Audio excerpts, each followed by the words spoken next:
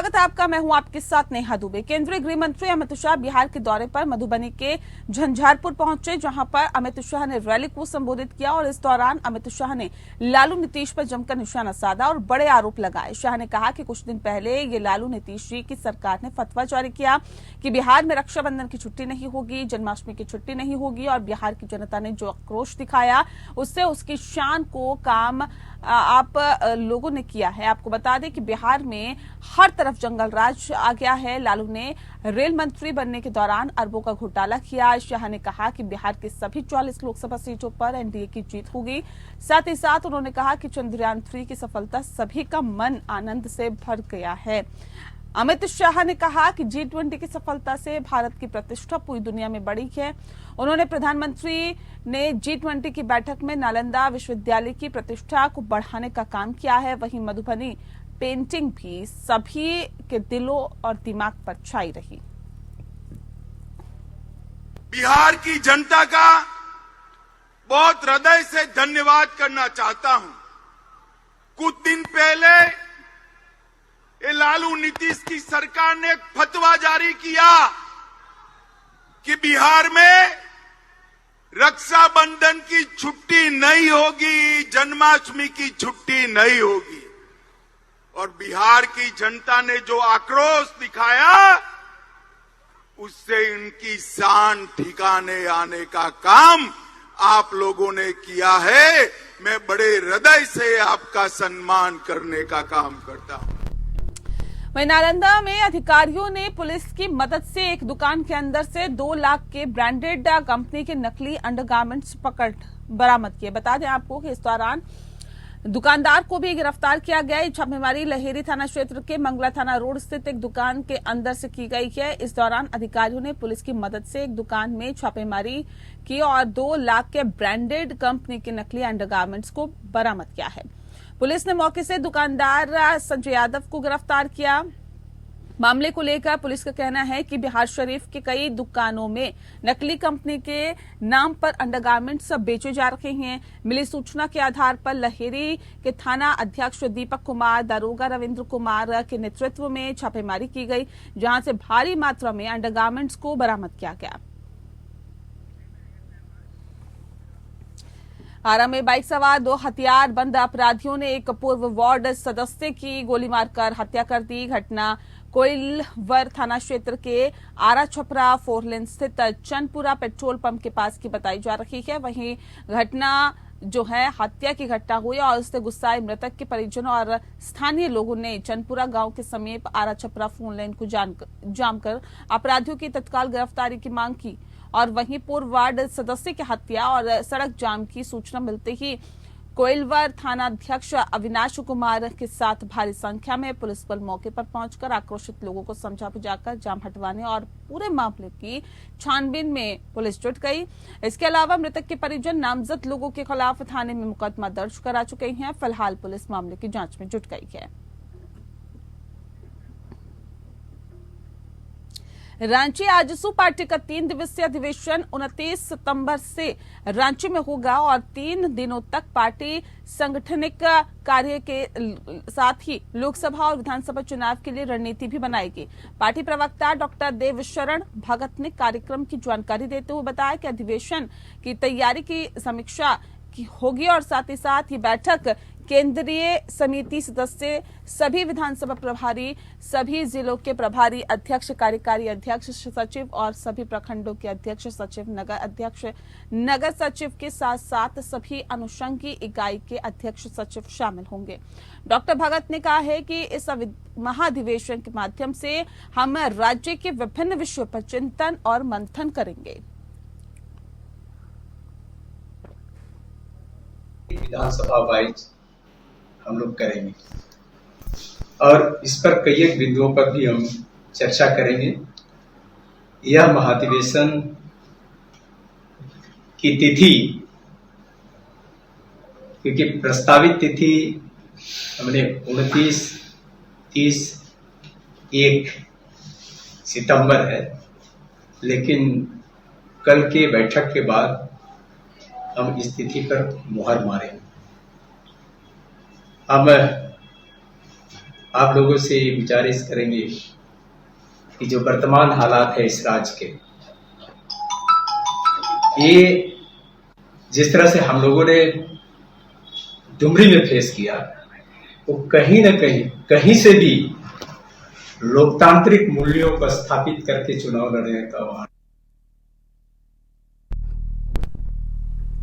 खबर साहिबगंज से अपराधी पुलिस विभाग पर इन दिनों हावी होते जा रहे हैं। पहले रात के अंधेरे में वारदात करते हैं और अब अपराधी बेखौफ होकर दिन दहाड़े भी घटना को अंजाम देते हैं। ऐसा ही मामला जिले के तालझारी थाना क्षेत्र के मस्कलैया में अज्ञात 2 मोटरसाइकिल पर सवार अपराधियों ने एक स्कॉर्पियो को टारगेट कर दिन दहाड़े खुलेआम बेखौफ होकर बमबारी की और फिर गोली भी चलाई। बता दें आपको कि बमबारी में घटना के 5 लोग घटना के स्थल पर घायल हुए हैं और स्कॉर्पियो चालक घटना के बाद स्कॉर्पियो को पूरी रफ्तार में लेकर अंडू मंडलीय अस्पताल पहुंचा है, जिसके बाद घटना की जानकारी पुलिस को दी गई। इधर घटना की जानकारी मिलते ही राजमहल इंस्पेक्टर राजीव रंजन, राजमहल थाना प्रभारी कुंदनकांत विमल दल बल के साथ अस्पताल पहुंचकर घायल सुवेश मंडल से पूछताछ की, जहां उन्होंने पुलिस को पूछताछ के क्रम में बताया कि साहिबगंज से निकले और तालझारी थाना क्षेत्र के मस्कलैया गांव के समीप 5 से 6 अज्ञात अपराधियों ने अचानक बम से मेरे स्कॉर्पियो पर हमला कर दिया। इसके बाद चालक की सूझबूझ से गाड़ी को पूरी तेजी से वहां से भागने का प्रयास किया गया, लेकिन अपराधियों ने 2 मोटरसाइकिल पर सवार होकर हम लोगों को पीछे से हमला किया और इसके बाद पिस्तौल निकालकर गोली भी चलाई और कुछ दूर तक हम लोगों का पीछा किया। साथ ही उन्होंने बताया कि इस घटना में सुवेश मंडल समेत सुभाष पासवान, घीशु मंडल, दिनेश साहा, रवि कुमार घायल हो गए हैं और साथ ही साथ थाना प्रभारी प्रमोद टुड्डू दलबल के साथ घटनास्थल पर पहुंचकर मामले की छानबीन में जुट गए। पे कार्रवाई की जाएगी। किसी भी आदमी को कोई भी हो कानून हाथ में लेने का या फिर शहर में दहशत फैलाने का अख्तियार बिल्कुल ही नहीं दिया जाए। सर, जिसको मारा गया है सर, वो लोग कौन गैंग थे सर? चूंकि एक SIT का मैंने DSP प्रभा के नेतृत्व में एक गठन कर दिया है, जिसपे इंस्पेक्टर राजमहल भी हैं, लोकल थानेदार भी हैं, टेक सेल के लोग हैं, 4-5 लोगों की मैंने टीम गठित कर दिया है। हमको लगता है कि सब जो भी पहलू है, जो भी कारण है, उन तमाम पहलुओं और बिंदुओं को सूक्ष्म रूप से जांच किया जाएगा और जो लोग भी दोषी इसमें इन्वॉल्व होंगे उन तक कानून पहुंचेगा। मुख्यमंत्री भूपेश बघेल 2 दिवसीय हैदराबाद के दौरे पर हैं। हैदराबाद में आयोजित कांग्रेस कार्यसमिति की पहली बैठक में सीएम बघेल शामिल होंगे। ये बैठक राष्ट्रीय अध्यक्ष मल्लिकार्जुन खड़गे की अध्यक्षता में होगी, जिसमें 5 राज्यों में विधानसभा चुनाव को लेकर रणनीति बनेगी। हैदराबाद रवाना होने से पहले सीएम बघेल ने पीएम मोदी के बयान पर पलटवार किया। उन्होंने कहा कि पीएम मोदी छत्तीसगढ़ आकर सिर्फ झूठ बोलते हैं, लोगों को बरगलाते हैं। पीएम मोदी के मंत्री भी सिर्फ झूठ ही परोसते हैं। पीएम मोदी छत्तीसगढ़ आए थे तो देकर जाते, जग के लोगों का हित चाहते। उन्हें छत्तीसगढ़ से और छत्तीसगढ़ियों से तकलीफ है। मुख्यमंत्री भूपेश बघेल ने कहा कि अमित शाह छत्तीसगढ़ आए वैसे ही नाराज थे। आरोप पत्र जारी किए, उसमें कार्यकर्ता उपस्थित नहीं थे। दुर्ग में स्थिति उनकी वही थी, वहीं वर्चुअल तौर से संबोधित कर सकते थे। वो आना पसंद नहीं करते। नेताओं के बीच का मौसम ठीक नहीं है और मौसम का बहाना बनाते हैं।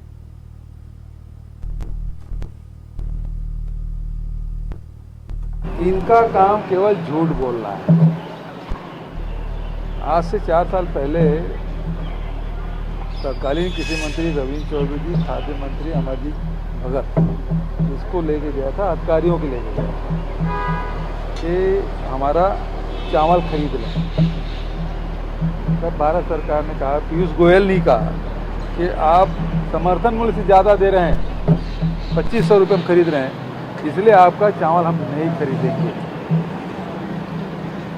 चावल का कोटा उन्होंने नहीं बढ़ाया। आखिर में हमको धान को बाजार में बेचना पड़ा और अभी फिर से आके झूठ बोल के जा रहे हैं। वहीं छत्तीसगढ़ पहुंचे गोवा के सीएम प्रमोद सावंत से एपीएन न्यूज ने खास बातचीत की। इस दौरान उन्होंने कांग्रेस पर जमकर हमला बोला। उन्होंने कहा कि कांग्रेस सहयोगी दल लगातार हिंदू धर्म का अपमान कर रहे हैं और मैं कांग्रेस से पूछना चाहता हूं कि जो इंडिया अलायंस है उनके घटक दल ने जिस प्रकार तमिलनाडु में बयान दिया, इसका मतलब क्या है? सनातन विरोधी चाल चरित्र के लोग भाजपा पर आरोप लगा रहे हैं। देश के प्रधानमंत्री नरेंद्र मोदी ने भारतीय जनता पार्टी और देश का गौरव पूरे विश्व में बढ़ाया है। ये पूछने पर कि नरेंद्र मोदी की सरकार का ग्राफ गिर रहा है, पर उन्होंने कहा कि पूरे विश्व में आज भारत का डंका बज रहा है। सिर्फ एक चुनाव कर्नाटक के हारने से भारतीय जनता पार्टी का ग्राफ नहीं गिरने वाला है। हम कई स्टेटस जो है, आप बता दें कि उन्होंने कहा कि हम कई राज्यों को जीत चुके हैं, कई स्टेट्स भी जीत चुके हैं और ऐसे में भारतीय जनता पार्टी सभी वर्गों के साथ चलने वाली पार्टी है और देश के हित में सोचने वाली पार्टी है। नीतीश कुमार की नसीहत पर उन्होंने कहा कि गोवा में अपराध के लिए मैं किसी विशेष राज्य का नाम नहीं लूंगा। मैंने ये भी कहा कि जो माइग्रेटेड लोग हैं उनके कारण गोवा प्रभावित थोड़ा सा हो रहा है। मेरा उद्देश्य किसी भी जाति, धर्म और राज्य के लिए नहीं था। भारतीय जनता पार्टी ने इस तरह का काम कभी नहीं किया है। आपको लगता है तो अभी इंडिया अलायंस ने जो स्टेटमेंट किया, हिंदू विरोधी जो स्टेटमेंट किया, सनातन हिंदू विरोधी स्टेटमेंट क्यों किया उन्होंने? क्योंकि उनको कुछ तो हिंदू विरोधी यानी माइनॉरिटी वोट्स को अपनी तरफ अट्रैक्ट करने के लिए इस तरह का स्टेटमेंट किया। भाई से भाई को लड़ाने का, जाति धर्म में लड़ाई करने का काम कोई कर रहा है तो ये इंडिया अलायंस कर रहा है। इसीलिए मुझे लगता है आप उनको ही पूछो कि सनातन हिंदू धर्म के ऊपर आपका स्टैंड क्या है। खैरागढ़ के सालीवारा ग्राम के अपरी क्षेत्र के अंदर बना बांध बह गया। बताते हैं आपको कि बांध की क्षमता लगभग 1 लाख मीट्रिक टन जल रोकने की थी। वहीं बांध के बह जाने से तकरीबन 50 एकड़ की जमीन में जो फसल लहरा रही थी वो डूबकर धराशायी हो गई। वहीं राजस्व पटवारी की PHE के कर्मचारियों द्वारा अभी तक इस बहे बांध के जलस्तर को रोकने के लिए कोई उपाय नजर नहीं आ रहा है।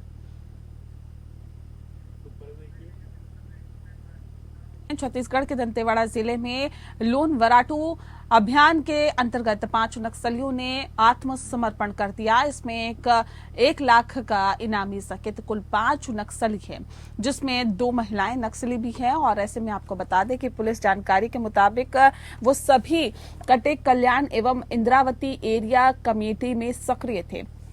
आत्मसमर्पित नक्सली बंद के दौरान रोड खोदना, पेड़ काटना और नक्सली बैनर, पोस्टर एवं पैम्पलेट लगाने की घटनाओं में शामिल थे। दंतेवाड़ा में लोन वराटू अभियान के तहत 5 माओवादियों ने आत्मसमर्पण किया है, जिसमें से एक माओवादी 1 लाख का इनामी है। सभी आत्मसमर्पित माओवादी कटेक कल्याण और इंद्रावती एरिया में कमेटी एरिया में काम कर रहे थे। उपरोक्त जो भी आत्मसमर्पित माओवादी हैं, नक्सली संगठन में रहने के दौरान, नक्सली बंद के दौरान रोड खोदना, पेड़ काटना, पोस्टर लगाना, इसके अलावा गांव में भी अनेक घटनाओं में शामिल रहे हैं। वहीं सीएम भूपेश बघेल ने केंद्रीय मंत्री पीयूष गोयल पर हमला बोला है। उन्होंने कहा है कि जैसे पीएम मोदी झूठ बोलने के बादशाह है, वैसे ही उनके मंत्री भी हैं। इन लोगों का काम सिर्फ झूठ बोलकर सत्ता में बने रहना है। काम तो करना ही है और न ही दूसरों को काम करने देना है। केंद्रीय मंत्री पीयूष गोयल के बयान पर सीएम बघेल ने पलटवार करते हुए कहा कि 4 साल पहले कृषि मंत्री रविंद्र चौबे और खाद्य मंत्री अमरजीत भगत और अधिकारियों को लेकर गए थे। पीयूष गोयल ने कहा कि समर्थन मूल्य से ज्यादा दे रहे हैं और इसीलिए आपका चावल हम नहीं खरीदेंगे। चावल का कोटा उन्होंने नहीं बढ़ाया, उसे हम बाजारों में भेजना पड़ा और फिर से आकर झूठ बोलकर जा रहे हैं। पहले 86 लाख था, अब 61 लाख कर दिया और हमें अभी खाद्य विभाग से 6000 करोड़ रुपए लेना है। चावल से पैसा ठग के विकास में लगता, ये रोकने में लगे हुए हैं। पिछले समय भी पूरी टीम, केंद्रीय सरकार के अधिकारियों की टीम आके जांच करके चली गई।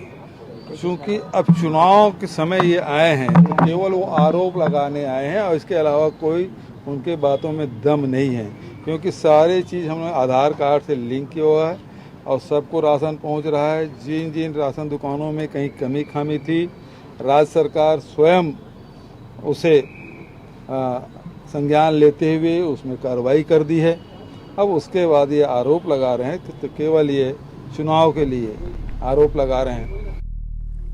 बघेल सरकार पर पीयूष गोयल का वार दरअसल हुआ है और चावल को लेकर भ्रष्टाचार के आरोप यहां पर लग रहे हैं। वहीं बता दें आपको कि छत्तीसगढ़ के मुख्यमंत्री भूपेश बघेल और पीसीसी अध्यक्ष दीपक बैज ने राजधानी रायपुर के शंकर नगर स्थित छत्तीसगढ़ प्रदेश कांग्रेस के चुनावी वार रूम में इसका उद्घाटन किया और इस वार रूम में अलग अलग विशेषता रखने वाले लोग इससे जुड़े हैं। साथ ही साथ बताया भी जा रहा है कि संगठन पर बूथ स्तर तक पैनी नजर रखने के लिए भी कहा गया है और साथ ही साथ भावनाओं को टटोल कर रणनीति तय की जा रही है। कांग्रेस ने इस वार रूम में चुनाव को 360 डिग्री चलाने के लिए अलग अलग यूनिट तैयार की है।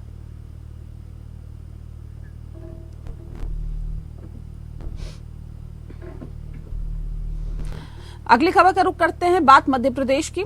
मध्य प्रदेश में कांग्रेस ने कई चुनावी वायदों की घोषणा करते हुए कई बड़े ऐलान किए। एआईसीसी प्रभारी रणदीप सुरजेवाला ने इसको लेकर जानकारी दी है। सुरजेवाला ने कहा है कि हम 500 रुपए में गैस सिलेंडर, 100 यूनिट मुफ्त बिजली और 200 यूनिट तक 50% सब्सिडी देने का वायदा कर रहे हैं। राज्य में महिलाओं को 1,500 रुपए यानी 1,500 रुपए प्रति माह और किसानों को 5 हॉर्स पावर तक मुफ्त बिजली प्रदान की जाएगी।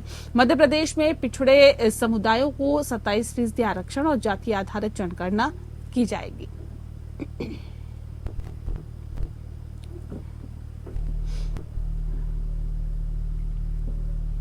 क्योंकि 27 लाख किसानों का उन्होंने कर्जा माफ किया, 87% लोगों का बिजली का बिल 100 रुपए से कम किया, माफियाओं पर वार किया, मिलावटखोरों पर प्रहार किया और अब हम वचन दे रहे हैं कि 500 रुपए में गैस का सिलेंडर देंगे, 100 यूनिट बिजली माफ, 200 तक हाफ, बेटियों को 1,500 रुपए प्रति माह, किसानों को 5 हॉर्स पावर तक की मोटर का बिल माफ, कर्मचारियों को पुरानी पेंशन, पिछड़ों को 27% आरक्षण, प्रदेश को जातिगत जनगणना, किसान का कर्जा माफ। इसलिए साथियों, कदम कदम पर ये यात्रा बढ़ती जाएगी और भाजपा की उल्टी गिनती शुरू हो जाएगी।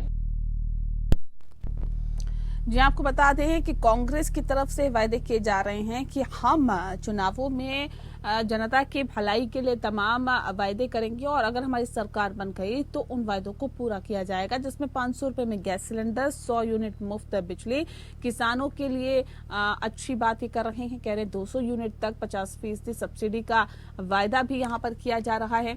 तो सीधे तौर पर यह कहा जा सकता है कि मध्य प्रदेश में विधानसभा चुनाव को लेकर कांग्रेस पार्टी पूरी तैयारी में है। एड़ी चोटी का जोर लगाया जा रहा है और कोशिश यही की जा रही है कि तमाम जो वायदे जनता से किए जा रहे हैं उन वायदों के दम पर सरकार बनाई जा सके।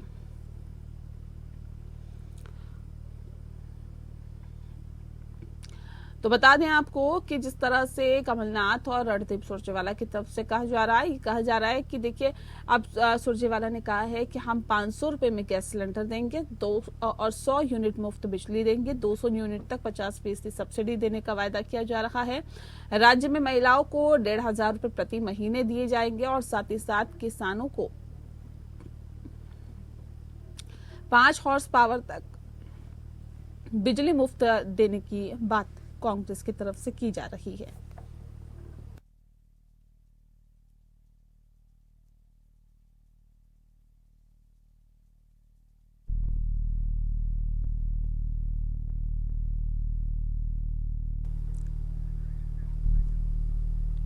और इसी के साथ फिलहाल इस बुलेटिन में इतना ही। नमस्कार।